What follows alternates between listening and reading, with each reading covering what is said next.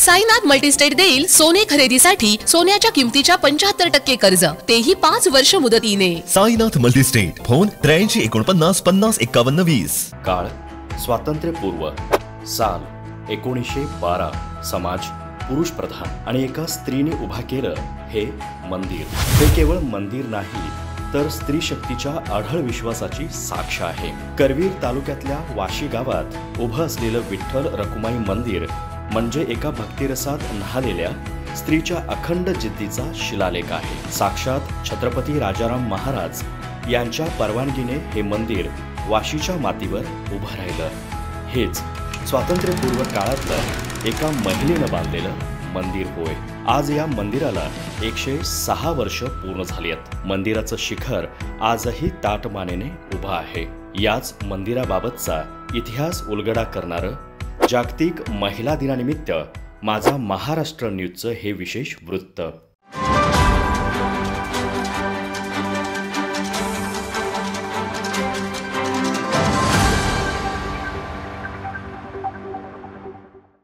करवीर तालुक्यातलं वाशी हे छोटंसं गाव। इथल्या विठ्ठल रखुमाई मंदिराचं वैशिष्ट्य म्हणजे हे मंदिर उभारलं आहे स्वातंत्र्यपूर्व काळात, तेही एका महिलेने। त्या भक्तिरसात न्हालेल्या महिलेचं नाव राजूबाई ब्र जीवबा गोळे। वाशीतील बुडके कुटुंबात जन्मलेल्या राजूबाईंचं बालवयातच कोल्हापुरातील मंगळवार पेठेतील गोळे कुटुंबात लग्न झालं। मात्र संसाराच्या मोहात त्यांचं मन कधीच रमलं नाही आणि वयाच्या अवघ्या 18व्या वर्षी त्यांनी संसाराचा त्याग करून त्या आपल्या मायभूमीत वाशीला परतल्या। लहानपणी त्या पंढरपूरच्या विठ्ठल रखुमाईच्या दर्शनासाठी गेल्या होत्या। तेव्हापासून पंढरपूरच्या वारीत आलेल्या विठ्ठलाचा नाद त्यांच्या हृदयात खोलवर रुजला होता। या भक्तिरसाच्या ओढीने त्यांनी संपूर्ण आयुष्य विठ्ठलाच्या चरणी व्हायचं ठरवलं। राजूबाईंनी त्यावेळी मनात एक स्वप्न उभं केलं, पंढरपूरसारखं भव्य मंदिर आपल्या गावात उभं करण्याचं। त्या काळात महिलांनी अशी स्वप्न पाहणं तर दूरच, पण त्यासाठी पुढाकार घेणंही कठीण होतं। पण राजूबाईंनी निर्धार सोडला नाही। त्या काळी वाशीमध्ये 32 ब्राह्मण कुटुंबीय राहत होते। राजूबाईंनी त्या कुटुंबियांकडे जाऊन मला गावात विठ्ठल रखुमाई मंदिर बांधायचं आहे आणि त्यासाठी जमीन हवी आहे अशी मागणी केली। यावेळी ब्राह्मणांनी आणि ग्रामस्थांनी मिळून राजूबाईला गावाबाहेरची थोडी जमीन या मंदिर बांधकामासाठी दिली। मंदिर बांधायचं होतं पण पैसा नव्हता। तेव्हा राजूबाई आपल्या काळाच्या शेकडो वर्ष पुढे वावरल्या। त्या काळी स्त्रिया घराबाहेरही पडत नसताना राजूबाई घोड्यावरून खेडोपाडी फिरायच्या, घरोघरी वर्गणी गोळा करायच्या आणि ज्यांच्याकडे पैसा नसेल त्यांनी आपल्या जमिनीचा एक तुकडा विठ्ठलासाठी द्यावा असं आवाहन करायच्या।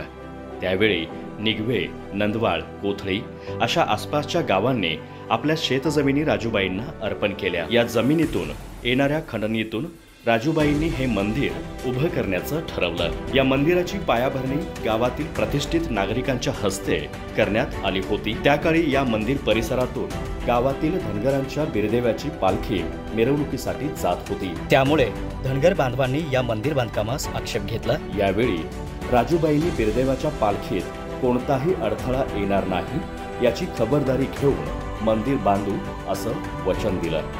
मात्र काही समाजकंटकांमुळे हा वाद चिघळला आणि त्यावेळी या महिलेने राजाराम महाराजांना बोलवलं। राजाराम महाराजांनी ही सर्व हकीकत ऐकून घेतली आणि त्याच ठिकाणी त्यांनी या महिलेला मंदिर बांधण्याची परवानगी दिली। त्यानंतर साक्षात छत्रपतींच्या परवानगीने हे मंदिर वाशीच्या भूमीत उभं राहिलं। राजूबाई फक्त भक्त नव्हत्या, त्या दूरदृष्टीच्या स्त्री होत्या।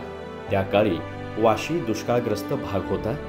मंदिराची पायाभरणी करतानाच त्यांनी तिथेच एक विहीर खोदली, जेणेकरून विठ्ठलाच्या पूजेसाठी कोणालाही पाण्यासाठी वणवण करावी लागू नये।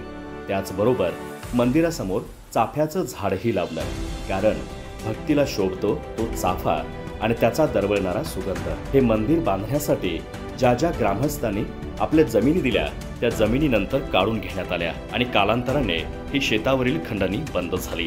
यानंतर वाशी ग्रामस्थांनी कोर्टात धाव घेतली, मात्र त्याकाळी आर्थिक परिस्थिती नसल्याने कोर्टातील ही केस मागे घेण्यात आली। आता सध्या देवाच्या नावावर वाशी येथे 3.5 एकर जमीन आहे। या जमिनीतून येणाऱ्या उत्पन्नातून मंदिराची सेवा केली जाते। 1912 ला या मंदिराच्या बांधकामास सुरुवात झाली।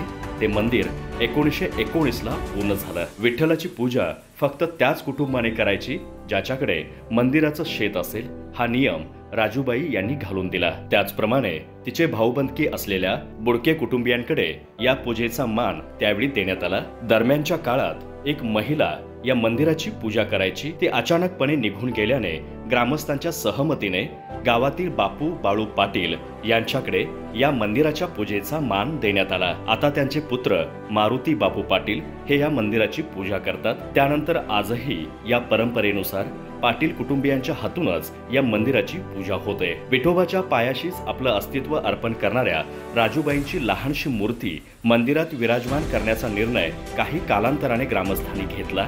त्याचप्रमाणे ज्या स्त्रीने मंदिर बांधलं तिचीच पूजा मंदिरात दररोज होते।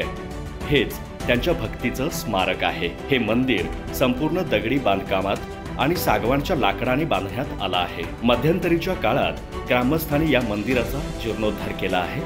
यानंतर इथे असलेल्या विहिरीही बुजवण्यात आल्या आहेत। या मंदिराला आता 106 वर्ष पूर्ण झाली आहेत। आता प्रत्येक एकादशीला या मंदिरात हरिजागर केला जातो, तर 12 महिने दररोज रात्री या मंदिरात ग्रंथ वाचन केलं जातं। प्रत्येक एकादशीला या गावातून नंदवाळकडे वारकरी दिंडी जाते। राजूबाईंच्या त्या जिद्दीने दाखवून दिलं की स्वप्न बघणाऱ्या स्त्रिया खूप असतात, पण इतिहास उभा करणाऱ्या स्त्रिया युगानुयुग स्मरणात राहतात आणि यापुढेही राजूबाईंचं नाव प्रत्येकाच्या स्मरणात राहील। राजूबाईंच्या या एका धाडसी निर्णयाने केवळ मंदिरच उभं राहिलं नाही, तर एका भक्तिरसात न्हालेली शौर्यगाथा इतिहासात कोरली गेली आहे। माझा महाराष्ट्र न्यूजसाठी कॅमेरामॅन नाज अत्तारसह अमृता पवार, कोल्हापूर।